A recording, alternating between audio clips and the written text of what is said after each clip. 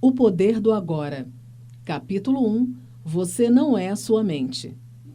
O maior obstáculo para a iluminação. Iluminação. O que é isso? Por mais de 30 anos, o mendigo ficou sentado no mesmo lugar, debaixo de uma marquise. Até que um dia uma conversa com um estranho mudou sua vida. "Tem um trocadinho aí para mim, moço?"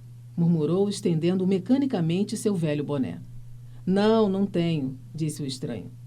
"O que há nesse baú debaixo de você?" "Nada, isso aqui é só uma caixa velha. Já nem sei há quanto tempo sento em cima dela." "Nunca olhou o que ela tem?" perguntou o estranho. "Não", respondeu. "Para quê? Não tem nada não." "Dá uma olhada dentro", insistiu o estranho antes de ir embora. O mendigo resolveu abrir a caixa. Teve que fazer força para levantar a tampa e mal conseguiu acreditar ao ver que o velho caixote estava cheio de ouro. "Eu sou o estranho sem nada para dar, que está lhe dizendo para olhar para dentro. Não debaixo de uma caixa, mas sim de você mesmo. Imagino que você esteja pensando, indignado. Mas eu sou um mendigo. Infelizmente, todos que ainda não encontraram a verdadeira riqueza, a radiante alegria do ser e uma paz inabalável, são mendigos, mesmo que possuam bens e riqueza material. Buscam do lado de fora migalhas de prazer, aprovação, segurança ou amor, embora tenham um tesouro guardado dentro de si, que não só contém tudo isso, como é infinitamente maior do que qualquer coisa oferecida pelo mundo. A palavra iluminação transmite a ideia de uma conquista sobre-humana, e isso agrada ao ego, mas é simplesmente o estado natural de se sentir-se em unidade com o ser. É um estado de conexão com algo imensurável e indestrutível. Pode parecer um paradoxo, mas esse algo é insensivelmente você e, ao mesmo tempo, é muito maior do que você. A iluminação consiste em encontrar a verdadeira natureza por trás do nome e da forma. A incapacidade de sentir essa conexão dá origem à iluminação de separação, tanto de você mesmo quanto do mundo ao redor. Quando você se percebe, consciente ou inconscientemente, como um fragmento isolado, o medo e os conflitos internos e externos tomam conta da sua vida. Adoro a definição simples de Buda para a iluminação. É o fim do sofrimento. Não há nada de sobre-humano nisso, não é mesmo? Claro que não é uma definição completa. Ela apenas nos diz que a iluminação não é sofrimento. Mas o que resta quando não há mais sofrimento? Buda silencia a respeito, e esse silêncio implica que teremos de encontrar a resposta para nós mesmos. Como ele emprega uma definição negativa, a mente não consegue entendê-la como uma crença ou como uma conquista sobre-humana, um objetivo difícil de alcançar. Apesar disso, a maioria dos budistas ainda acredita que a iluminação é algo apenas para Buda e não para eles próprios, pelo menos não nesta vida. Você usou a palavra ser. Pode explicar o que quer dizer com isso? Ser é a eterna e sempre presente vida única, que existe além das inúmeras formas de vida sujeitas ao nascimento e à morte. Entretanto, ser não está apenas além, mas também dentro de todas as formas, como a mais profunda, invisível e indestrutível essência interior. Isso significa que ele está ao seu alcance agora, sob a forma de um eu interior mais profundo, que é a verdadeira natureza dentro de você. Mas não procure apreendê-lo, não tente entendê-lo. Só é possível conhecê-lo quando a mente está serena. Se tiver alerta com toda a sua atenção voltada para agora, você até poderá sentir o ser, mas jamais conseguirá compreendê-lo mentalmente. Recuperar a consciência do ser e submeter-se a esse estado de percepção dos sentidos é o que se chama iluminação. Quando você diz ser, está falando sobre Deus? Se estiver, por que não diz expressamente? A palavra Deus tornou-se vazia de significado ao longo de milhares de anos de utilização imprópria. Emprego-a ocasionalmente, mas com moderação. Considero imprópria a sua utilização por pessoas que jamais tiveram a menor ideia do reino do sagrado, da infinita imensidão contida nessa palavra, mas que usam como grande convicção, como se soubessem do que estão falando. Existem ainda aqueles que questionam o termo, como se soubessem o que estão discutindo. Esse uso indevido dá origem a crenças, afirmações e delírios absurdos, tais como: o meu ou o nosso Deus é o único Deus verdadeiro, e o seu Deus é o falso. E a famosa frase, Deus está morto. A palavra Deus se tornou um conceito fechado. Quando a pronunciamos, criamos uma imagem mental, talvez não mais de um velhinho de barba branca, mas ainda uma representação mental de alguém ou algo externo a nós, quase inevitavelmente, alguém ou alguma coisa do sexo masculino. Tanto Deus quanto ser são palavras que não conseguem definir nem explicar a realidade por trás delas. Ser, entretanto, tem a vantagem de sugerir um conceito aberto. Não reduz o invisível infinito a uma entidade finita. É impossível formar uma imagem mental a esse respeito. Ninguém pode reivindicar a posse exclusiva do ser. É uma essência tão acessível como sentir a sua própria presença, a realização do eu sou que antecede o eu sou isso ou eu sou aquilo. Portanto, a distância é muito curta entre a palavra ser e a vivência do ser. Qual o maior obstáculo para vivenciar essa realidade? Identificar-se com a mente, o que faz com que estejamos sempre pensando em alguma coisa. Ser incapaz de parar de pensar é uma aflição terrível, mas ninguém percebe, porque quase todos nós sofremos disso, e então consideramos uma coisa normal. O ruído mental incessante nos impede a encontrar a área de serenidade interior, que é inseparável do ser. Isso faz com que a mente crie um falso eu interior, que projeta uma sombra de medo e sofrimento sobre nós. Examinaremos esses pontos detalhadamente mais adiante. O filósofo Descartes acreditava ter alcançado a verdade mais fundamental quando proferiu sua conhecida máxima: penso, logo existo. Cometeu, no entanto, um erro básico ao equiparar o pensar ao ser e a identidade ao pensamento. O pensador compulsivo, ou seja, quase todas as pessoas, vivem em um estado aparentemente de isolamento, em um mundo povoado de conflitos e problemas. Um mundo que reflete a fragmentação da mente em uma escala cada vez maior. A iluminação é um estado de plenitude, de estar em unidade e, portanto, em paz. Em unidade tanto com o universo quanto com o interior mais profundo, ou seja, o ser. A iluminação é o fim não só do sofrimento e dos conflitos internos e externos permanentes, mas também da aterrorizante escravidão do pensamento. Que maravilhosa libertação! Se nos identificarmos com a mente, criamos uma tela opaca de conceitos, rótulos, imagens, palavras, julgamentos e definições que bloqueia todas as relações verdadeiras. Essa tela se situa entre você e o seu interior, entre você e o próximo, entre você e a natureza, entre você e Deus. É essa tela de pensamentos que cria uma ilusão de separação, uma ilusão de que existe você e um outro, totalmente à parte. Esquecemos o fato essencial de que, debaixo do nível das aparências físicas, formamos uma unidade com tudo aquilo que é. Por esquecermos, quero dizer que não sentimos mais essa unidade como uma realidade evidente por si só. Podemos até acreditar que isso seja uma verdade, mas não mais a reconhecemos como verdade. Acreditar pode até trazer conforto. No entanto, a libertação só pode vir através da vivência pessoal. Pensar se tornou uma doença. A doença acontece quando as coisas se desequilibram. Por exemplo, não há nada de errado com a divisão e a multiplicação das células do corpo humano. Mas quando esse processo acontece sem levar em conta o organismo como um todo, as células se proliferam e temos a doença. Se for usada corretamente, a mente é um instrumento magnífico. Entretanto, quando usamos de forma errada, ela se torna destrutiva. Para ser ainda mais preciso, não é você que usa a sua mente de forma errada. Em geral, você simplesmente não usa a mente. Ela é que usa você. Essa é a doença. Você acredita que é a sua mente.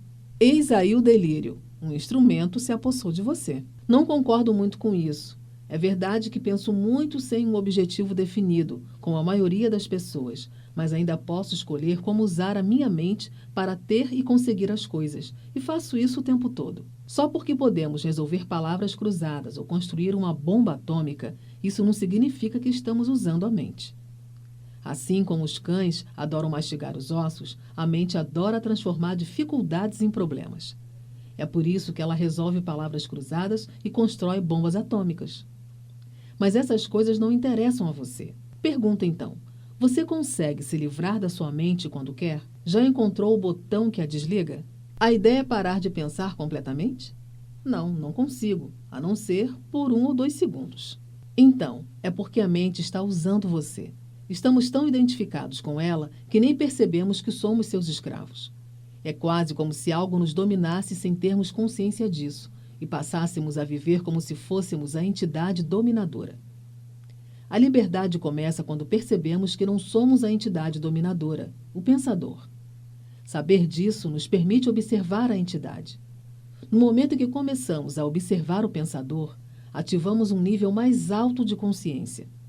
Começamos a perceber, então, que existe uma vasta área de inteligência além do pensamento e que este é apenas o aspecto diminutivo da inteligência. Percebemos também que todas as coisas realmente importantes, como a beleza, o amor, a criatividade, a alegria e a paz interior, surgem em um ponto além da mente. É quando começamos a acordar. Liberte-se da sua mente.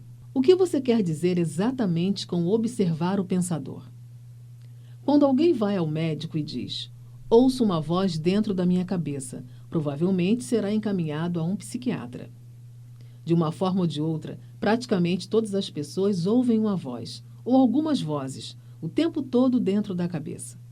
São os processos involuntários do pensar, que acreditamos que não podemos interromper, manifestando-se como monólogos ou diálogos contínuos. Você já deve ter cruzado na rua com pessoas doidas, falando sem parar ou resmungando consigo mesmas. Não há nisso nada de diferente do que acontece com você e com outras pessoas normais, exceto que vocês não falam alto. A voz comenta, especula, julga, compara, desculpa, gosta, desgosta e etc. A voz não precisa ser relevante para a situação do momento, pois ela pode estar revivendo o passado recente ou remoto, ou ensaiando ou imaginando possíveis situações futuras. Nesse último caso, ela imagina sempre as coisas indo mal e com resultados desfavoráveis. É o que se chama de preocupação. Às vezes, essa trilha sonora é acompanhada de imagens ou filmes mentais. Mesmo que ela tenha alguma relação com o momento, a voz será interpretada em termos do passado. Isso acontece porque a voz pertence à mente condicionada, que é o resultado de toda a nossa história passada, bem como os valores culturais coletivos que herdamos. Assim, vemos e julgamos o presente com os olhos do passado e construímos uma imagem totalmente distorcida. Não é raro que a voz se torne o pior inimigo de nós mesmos. Muitas pessoas vivem com um torturador em suas cabeças, que as ataca e as pune sem parar, drenando sua energia vital. Essa é a causa de muita angústia e infelicidade, assim como as doenças. A boa notícia é que podemos nos libertar de nossas mentes. Essa é a única libertação verdadeira. Dê o primeiro passo neste exato momento. Comece a prestar atenção ao que a voz diz, principalmente a padrões repetitivos de pensamento, aquelas velhas trilhas sonoras que você escuta dentro da sua cabeça há anos. É isso que eu quero dizer como observar o pensador.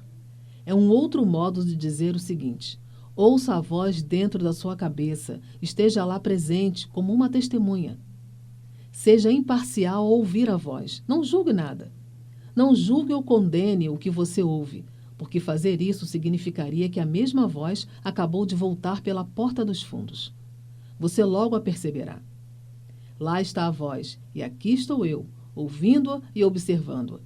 Sentir a própria presença não é um pensamento, é algo que surge de um ponto além da mente. Assim, ouvir um pensamento significa que você está consciente, não só do pensamento, mas também de você mesmo, como uma testemunha daquele pensamento.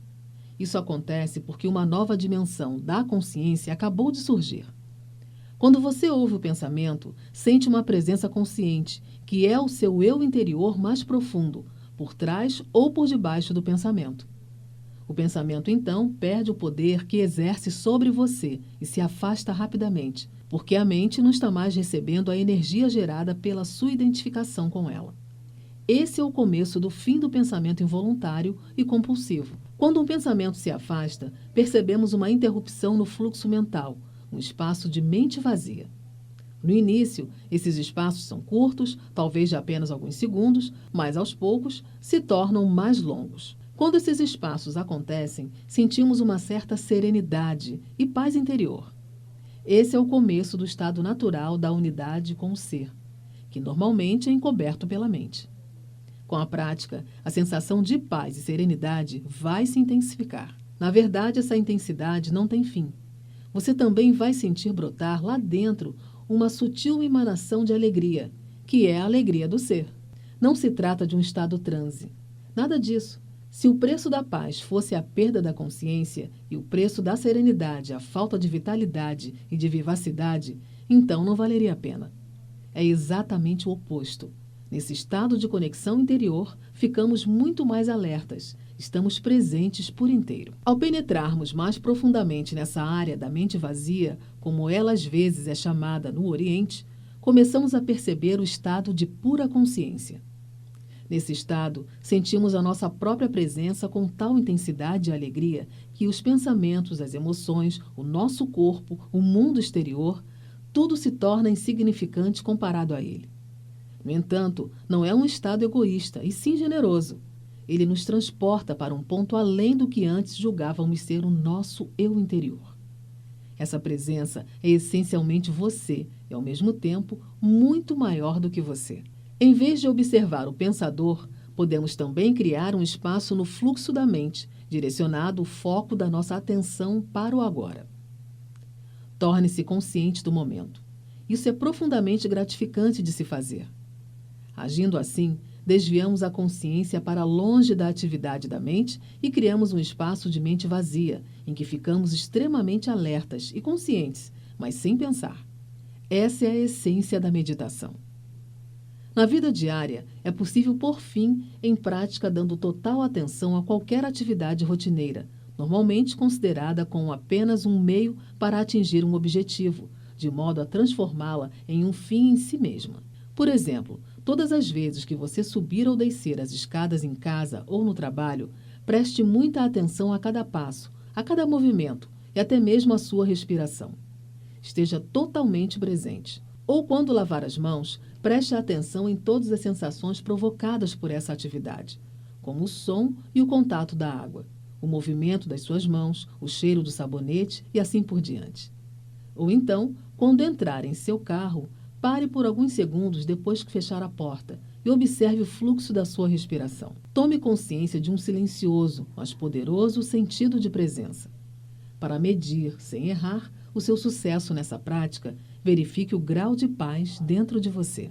Portanto, o passo mais importante na caminhada em direção à iluminação é aprendermos a nos dissociar de nossas mentes. Todas as vezes que criamos um espaço no fluxo do pensamento, a luz da nossa consciência fica mais forte.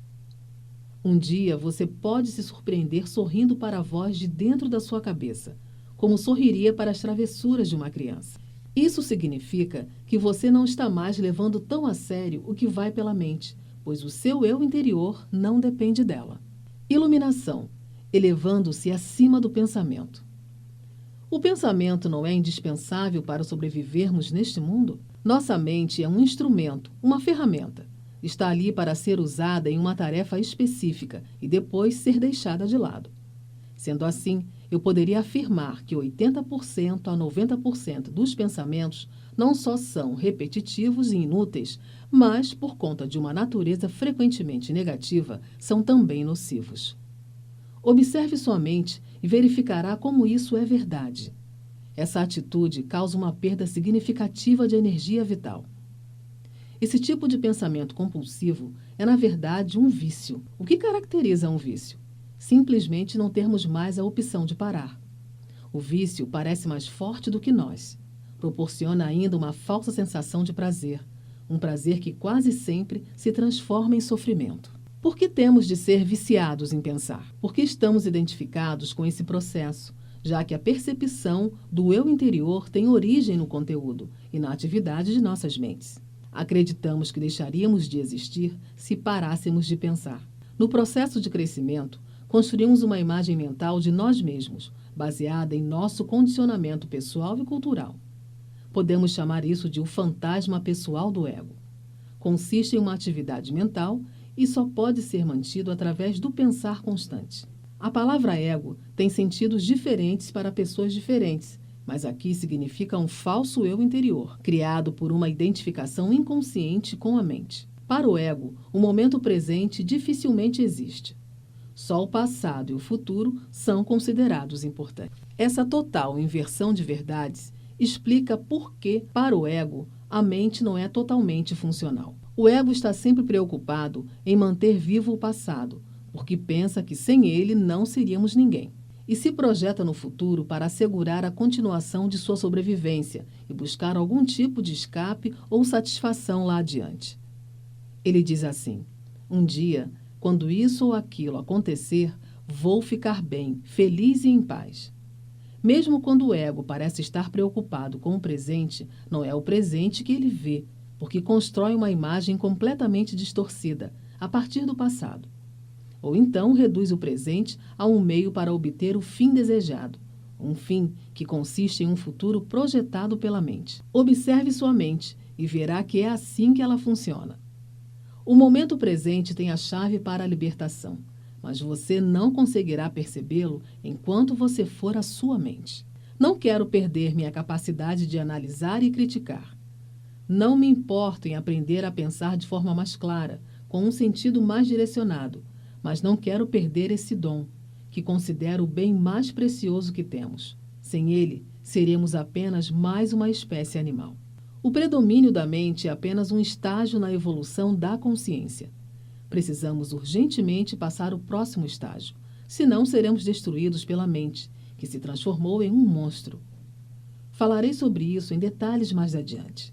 Pensamento e consciência não são sinônimos. O pensamento é um pequeno aspecto da consciência. O pensamento não consegue existir sem a consciência, mas a consciência não necessita do pensamento.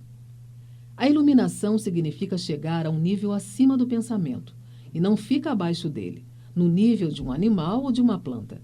No estado iluminado, continuamos a usar nossas mentes quando necessário, mas de um modo mais focalizado e eficiente.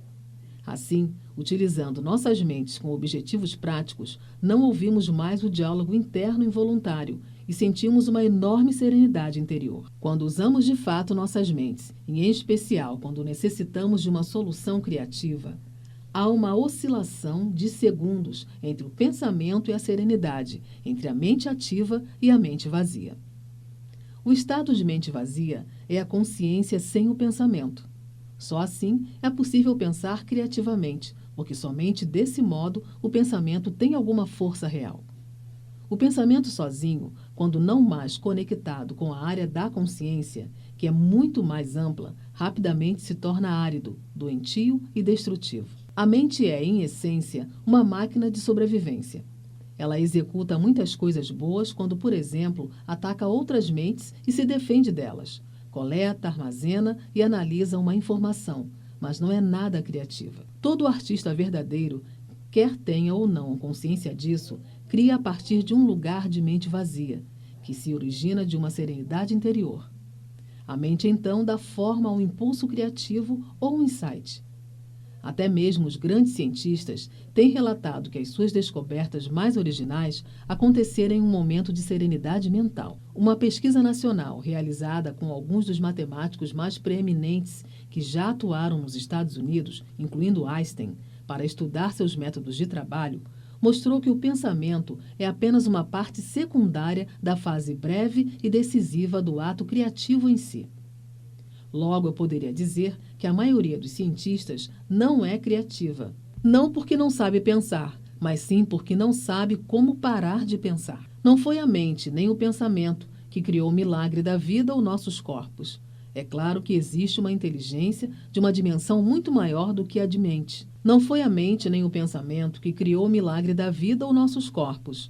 É claro que existe uma inteligência de uma dimensão muito maior do que a da mente, trabalhando para manter tudo isso funcionando. Quanto mais aprendemos sobre o funcionamento do corpo, mais percebemos que é vasta a inteligência que age dentro dele e como sabemos pouco a esse respeito.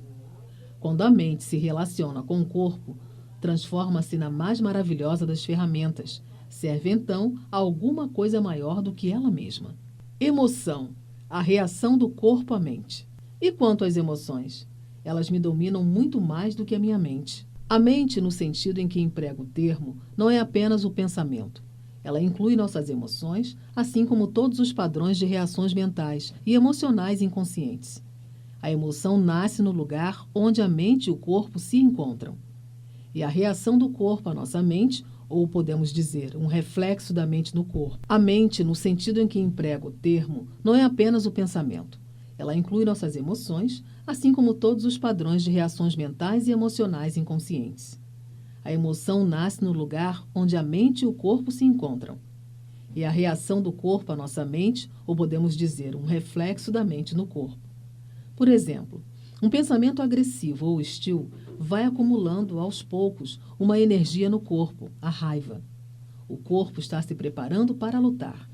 Já a ideia de que não encontramos sob uma ameaça física ou psicológica faz com que o corpo se contraia, o que é a manifestação física daquilo que chamamos de medo. As pesquisas têm demonstrado que as emoções fortes causam até mesmo mudanças na bioquímica do corpo. Essas mudanças bioquímicas representam o aspecto físico ou material da emoção. Em geral, não temos consciência de todos os nossos padrões de pensamento.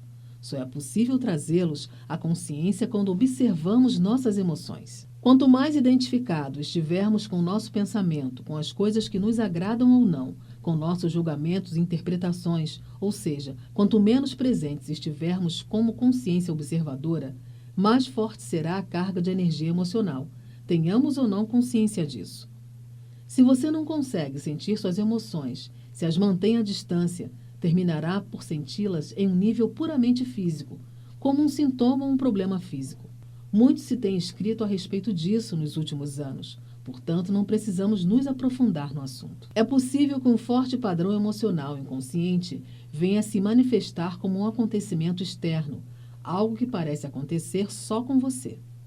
Por exemplo, tenho observado que as pessoas que guardam muita raiva dentro de si, mesmo sem ter consciência e sem falar sobre o assunto, são mais propensas a serem atacadas verbalmente, ou até mesmo fisicamente, por outras pessoas cheias de raiva, com frequência sem qualquer motivo aparente.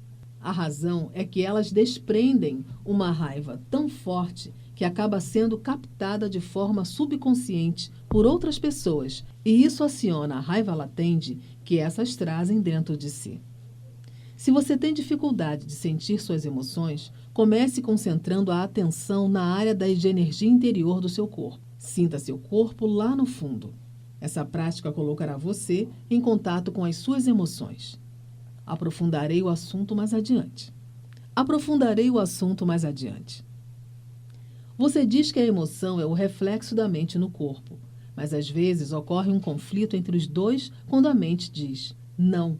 Mas às vezes ocorre um conflito entre os dois quando a mente diz não e a emoção diz sim, ou vice-versa. Se quisermos conhecer mesmo a nossa mente, o corpo sempre nos dará um reflexo confiável. Portanto, observe sua emoção, ou melhor, sinta-a em seu corpo. Se houver um aparente conflito entre os dois, a verdade estará na emoção e não no pensamento. Não é a verdade definitiva sobre quem você é, mas a verdade relativa ao estado da sua mente naquele momento. É bastante comum ocorrerem conflitos entre os pensamentos superficiais e os processos mentais inconscientes. Mesmo que você ainda não seja capaz de trazer a sua atividade mental inconsciente para um estado de consciência sob a forma de pensamento, ela estará sempre refletida no seu corpo como uma emoção, e isso você pode passar a perceber. Observar uma emoção por esse ângulo é basicamente o mesmo que ouvir ou observar um pensamento, como descrevi anteriormente. A única diferença é que o pensamento está na sua cabeça, enquanto a emoção, por conter um forte componente físico, se manifesta em primeiro lugar no corpo. Você pode permitir que a emoção esteja ali, sem deixar que ela assuma o controle. Você não é mais a emoção, você é o observador, a presença que observa. Ao praticar isso, tudo o que está inconsciente será trazido à luz da sua consciência. Então, observar nossas emoções é tão importante quanto observar nossos pensamentos? Sim. Habitua-se a perguntar o que está acontecendo com você nesse exato momento. Essa questão lhe indicará a direção certa, mas não analise, apenas observe. Concentre sua atenção dentro de você. Sinta a energia da emoção.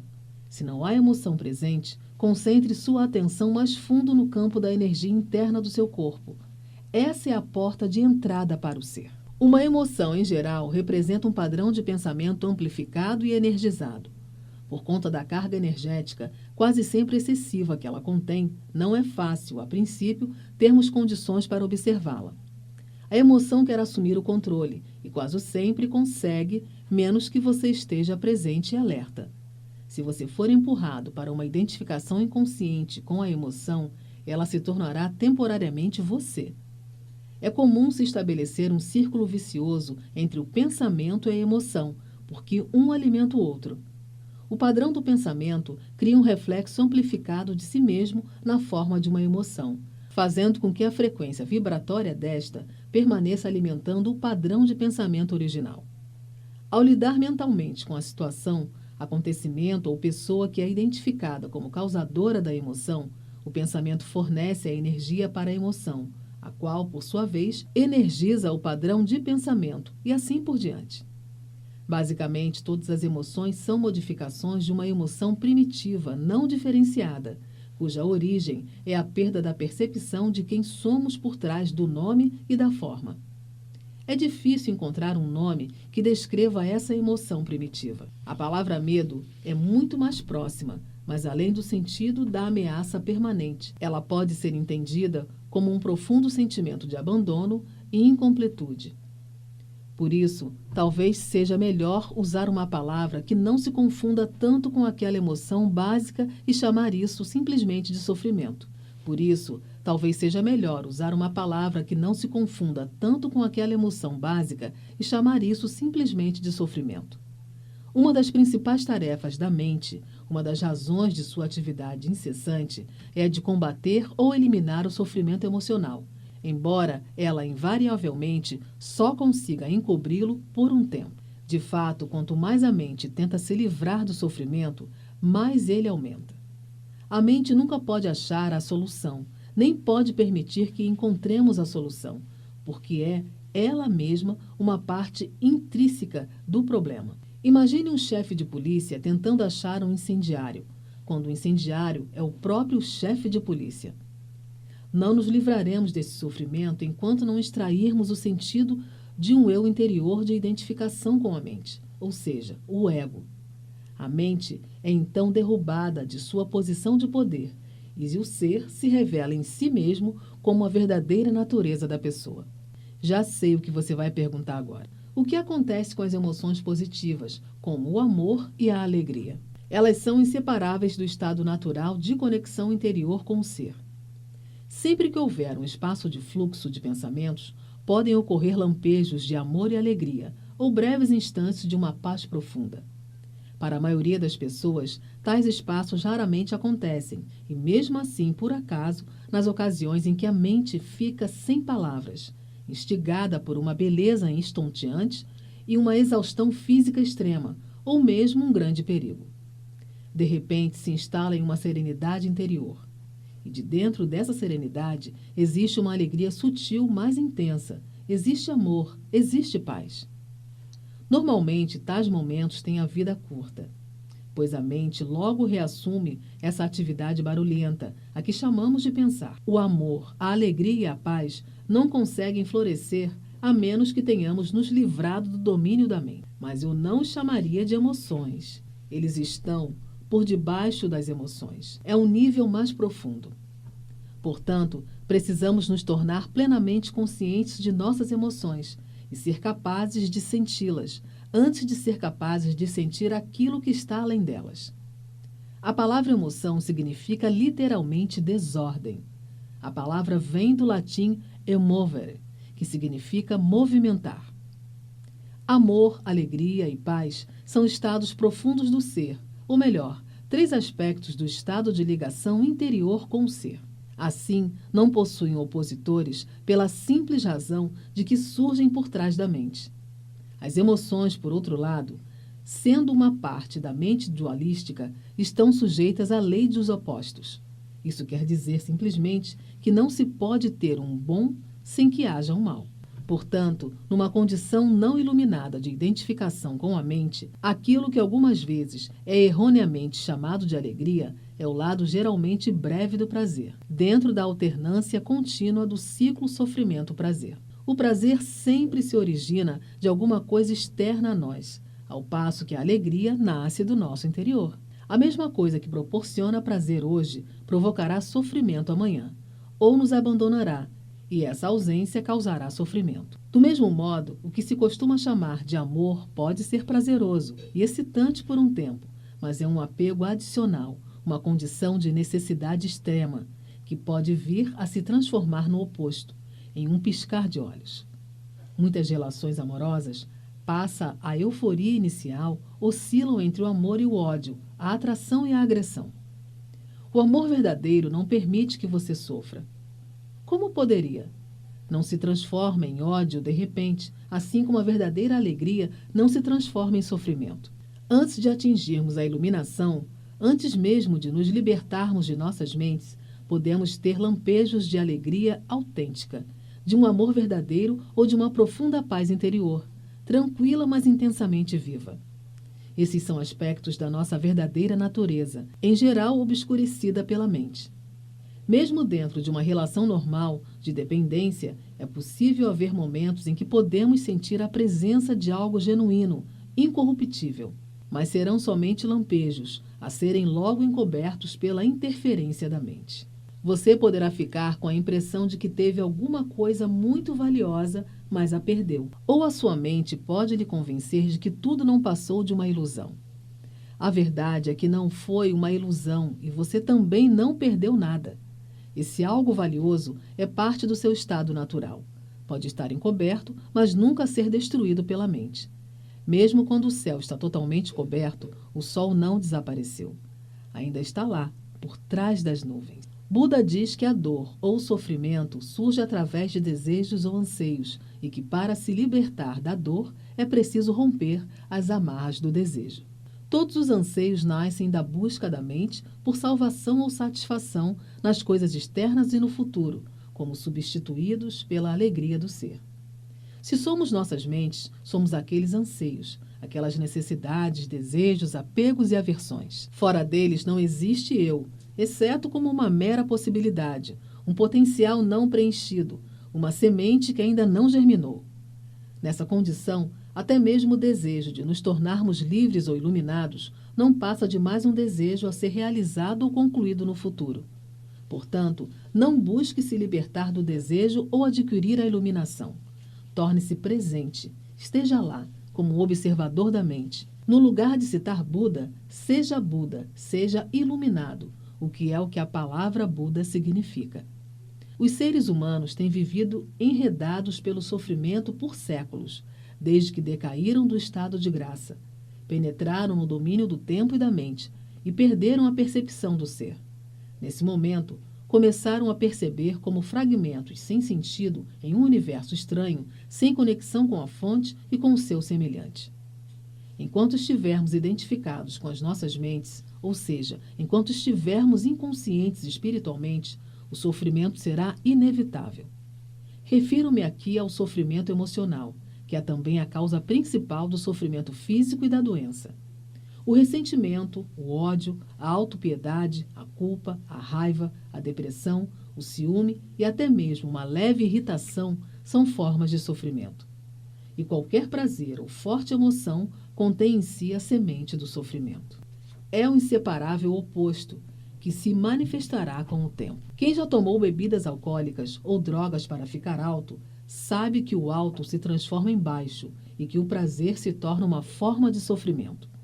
A maioria das pessoas também sabe, por experiência própria, como uma relação íntima pode se transformar de modo fácil e rápido de fonte de prazer em fonte de sofrimento. Vistas em uma perspectiva mais ampla, tanto a polaridade negativa quanto a positiva são lados de uma mesma moeda, são partes de um sofrimento que está oculto, inseparável do estado de consciência identificado com a mente. Existem 2 níveis de sofrimento, o que você cria agora e o que você tem origem no passado, que ainda vive em sua mente ou no seu corpo. Deixar de criar sofrimento no presente e dissolver o sofrimento do passado, é sobre isso que desejo falar com você agora.